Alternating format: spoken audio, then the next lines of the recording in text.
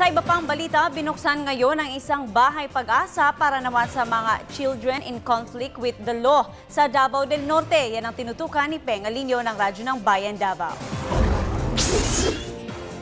Ang ikalimang bahay pag-asa sa Rio Norte ay binuksan na sa publiko noong Lunes sa Tagum City, Davao del Norte matapos ang pagbasbas at pagpasa nito mismo kay Davao del Norte Governor Rodolfo del Rosario, Department of Social Welfare and Development sa DSWD on Regional Director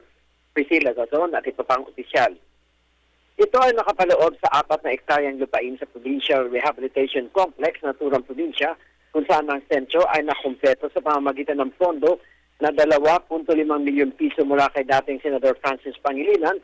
sa pamamagitan ng DSWD at 1 milyong piso naman mula kay Davao del Norte Representative Anthony Del Rosario.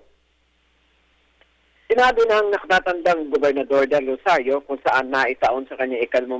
taong kaarawan ang pagpapasinaya ng bahay pag-asa ay isa na namang sentro anya ang makakapagsilbi para sa mga disadvantaged women o mga kabataan at tawagin na lamang daw ito ang buong sentro ng Welfare Village, the Healing Field.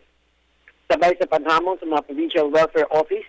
na mas pagandahin pa nila ang kanilang serbisyo para na rin sa kabutihan ng Davao del Norte.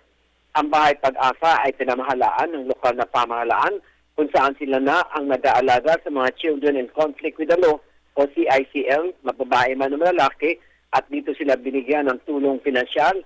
psychosocial, medical at economic condition ng mga ito para na rin sa kanang tamang pangunawa na ikinalaman ng paglabag sa batas. Para sa Telebisyon ng Bayan, Peng Alinio, Radyo ng Bayan, Davao.